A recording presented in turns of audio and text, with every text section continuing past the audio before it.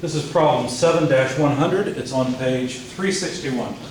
Consider a steam power plant that operates on a simple ideal Rankine cycle and has a net power output of 30 megawatts.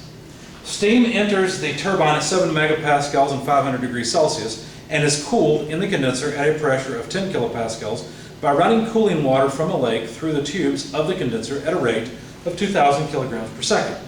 Show the cycle on a TS diagram with respect to saturation lines and determine A, the thermal efficiency of the cycle, B, the mass flow rate of the steam, and C, the temperature rise of the cooling water. So if we start off with the TS diagram,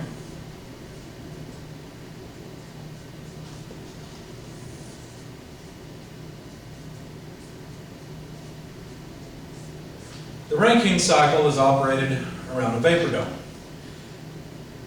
Standard, simple, ideal Rankine cycle has state 1 on the saturated liquid line, state 2 above it at the same entropy, an isentropic pump in other words, state 3 in the superheated region, don't know if it's above or below the critical point, this is not to scale, not a great drawing, and usually state 4 ends up in the saturation region at least somewhat.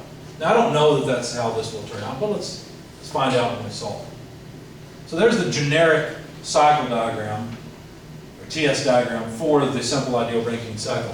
What we were given is some information like that the net power output is 30 megawatts, and we were given a temperature and pressure at the inlet of the turbine. Now the turbine is here, the condenser is here, where waste heat is rejected, the pump is here, the boiler is from state 2 all the way up to state 3 where heat is introduced into the working fluid of the cycle, and then 3 to 4 is expansion in the turbine. And of course, we've assumed we have an isentropic turbine and an isentropic pump. In other words, states 1 and 2 are on top of each other, state 3 and 4 are, same vertical line, I should say.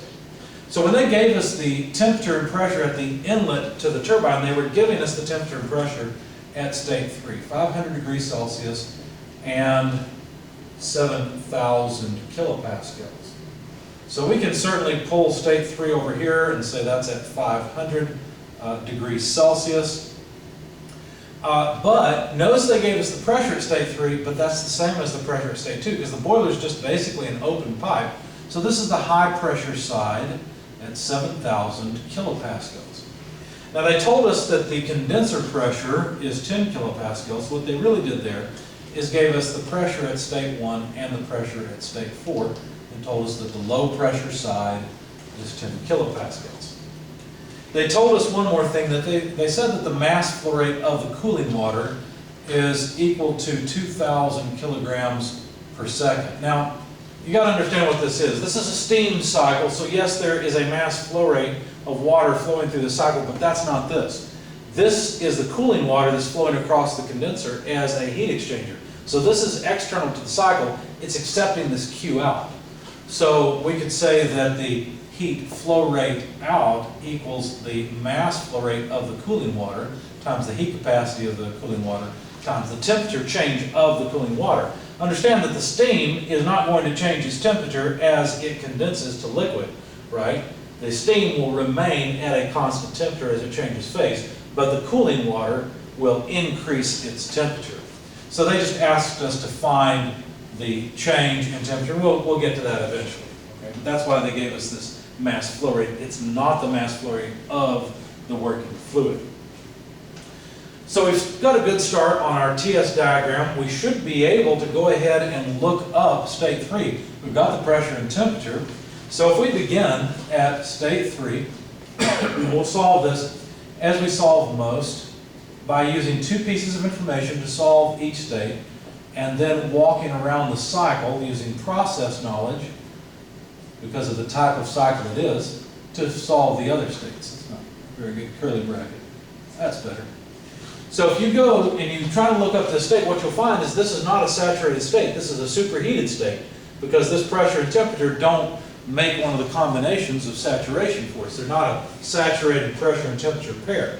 So you have to go to the 7 megapascal, I think is the way it's listed in your book, pressure and 500 degrees Celsius. When you do that, for state 3, you'll find that the enthalpy in state 3 is equal to 34 10.3 kilojoules per kilogram. And while we're there, notice we'd like to find out state 4 eventually as well. They have the same entropy. So let's look up the entropy in state 3 while we are right here. And it would be 6.7975 kilojoules per kilogram per Kelvin. So we can put that on our diagram, 6.7975. And now we've solved state 3, and we're well on our way to solving state 4, because the relationship between state 3 and state 4 is that their entropies are equal. Now, of course, we know the pressure in state 4 is much lower. The pressure in state 4 is 10 kilopascals. So again, we have two unique pieces of information about the states, so we can solve anything we want. Now, one of the things we need to do is figure out if this is actually in the saturated region or not. So what we need to do is go to the 10 kilopascal line in the saturated tables for steam and see if this entropy is between SF and SG. It turns out it is. So we can calculate the quality in state 4 as S4 minus SF over SG minus SF. And when you do that, when you look up all the numbers, of course, we've got the entropy from the previous state, 6.7975. And the only reason we're using it is because we know these two states are related isentropically. And then if you look up SF at 10 kilopascals for steam, you'll find it's 0.6493. And then SG is 8.1502, so minus 0.6493 again. And we'll find that the quality in state 4 is about 81 or 82% roughly, 0.8197. Okay? That allows us then to calculate the enthalpy in state 4 as HF plus X4 HFG. Now, HFG is just HG minus HF, and you can look that up at 10 kilopascals. So we'll plug in the X4 we found. We'll go to 10 kilopascals, look up HF and HFG. When you do that, you'll find that HF is equal to 191.83 kilojoules per kilogram. Obviously, the quality is what we calculated, 0.8197, 8197. Okay, and it has no units, of course. It's non-dimensional because it's just a fraction. And then HFG is 2,392.8 kilojoules per kilogram. Sorry if that's off the board just a little bit in your view, but you can hear the numbers. So H4 then comes out to about 2,153.1 kilojoules per kilogram. And so now we have the enthalpy in state 3 and we have the enthalpy in state 4. What else do we know? Well, we know everything about state 1 because we've got the pressure in state 1. The pressure is, again, 10 kilopascals. And the quality in state 1, since this is a simple ideal Rankine cycle, is 0. It is a saturated liquid. So we can look up the enthalpy in state 1. As a matter of fact, technically we already have. It's simply HF at 10 kilopascals, but we did that earlier. That's 191.83 kilojoules per kilogram. Now we can also look up the entropy at this point, but we're not going to use the entropy to find state 2, although we could if we had compressed liquid tables for water.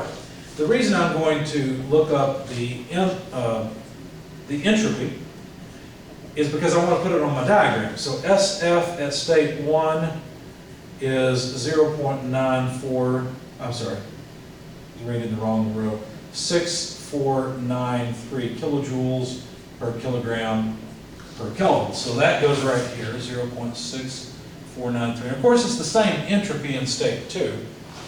But it'll be easier to use isentropic pump work to find state 2. So let me look up the specific volume, which would be at state 1, the specific volume of saturated liquid is 0.001010 cubic meters per kilogram. And I'd like to put the temperature on my diagram as well. So the temperature in state 1 is just the saturation temperature at 10 kilopascals. And that is 45.81 degrees Celsius. So let's add that to our diagram. 45.81 degrees Celsius on the low side, 500 degrees Celsius on the high side. So now, in moving from state 1 to state 2, we will use the isentropic pump work equation, which says, well, really the isentropic pump work equation says that you can calculate the work required if the pump is reversible and adiabatic from this equation for a non-compressible substance. In our case, liquid water is pretty much non-compressible, so this will do. Anyway, 0.00101, I can leave off the last 0, cubic meters per kilogram, times a pressure in state 2 at the high side, 7,000 kilopascals, minus the 10 kilopascals on the low side, gives me cubic meters times kilopascals, which is kilojoules, so I'll end up with pump work in kilojoules per kilogram. When you do that, you find that the pump work is about 7.06 kilojoules per kilogram. And that then allows me to calculate the enthalpy in state 2 because the pump work is simply equal to the enthalpy change between the two states. So, and that's just from an energy balance. So the enthalpy in state 2 is H1 plus the pump work that we've already calculated. And so, since we know H1, I should have underlined it. Here it is, 191.83. Yeah, that's the right order. 191.83 kilojoules per kilogram. If I add to that the specific pump work of 7.06 kilojoules per kilogram, I have consistent units, and I'll end up with the enthalpy in state 2. And that comes out to 198, looks like a 7, but that's supposed to be a 9. 198.89 kilojoules per kilogram. So there's all of the enthalpies in the cycle. Now that I've got those, I can go and answer the questions that were posed. And I'll write some of that again here in a moment. But the first question was, what's the thermal efficiency of this cycle? I prefer, well, there's many different forms. Let's use this one this time. Net work over Qn. Well, the net work is or the net specific work is the difference in the work produced by the turbine and the work consumed by the pump. So that would be H3 less H4 for the work produced by the turbine, minus H2 minus H1, which is the work consumed by the pump. The heat transfer in, or the specific heat transfer in, the amount per unit mass, would be H3 minus H2 with an energy balance around the boiler. So if we plug in all the numbers, I'm not going to do it at the board, it would take a long time, it's a waste of time. Notice we need H1, H2, H3, and H4. Technically this H2 minus H1, we could simply substitute the pump work if we wanted to. I plugged in all the numbers. When you do it, you get 0.3893, or in other words, 38.9% or so efficient. What that means is that about 39% of the thermal energy that enters the cycle at the boiler leaves as a net amount of work after we've had to kind of pay the piper, right? We had to pay the pump to push the stuff through the cycle. So we get, roughly 39% of the energy we paid for coming back out as work. Now, the power output, the net power output, would be equal to the mass flow rate of the working fluid, the steam, or the water, times the difference between the specific turbine work and the specific pump work. Okay, so if we rearrange this, we can solve for the actual mass flow rate of the working fluid going through the process. It's not the 2,000 kilograms per second from earlier. That was the mass flow rate of the cooling water. And if we're going to find out the temperature rise of the cooling water, we will need to know the mass flow rate of the working fluid. So we will just rearrange this equation.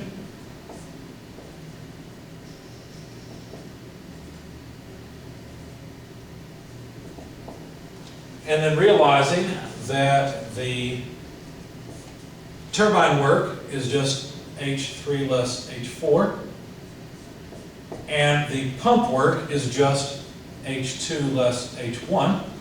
We've got all these things, we can plug in the numbers. In fact, I think we're done with the TS diagram. Yeah, we're done with the TS diagram. We can just plug in all the numbers, H1, H2, H3, and H4, and we'll find, well, there's something to do here actually.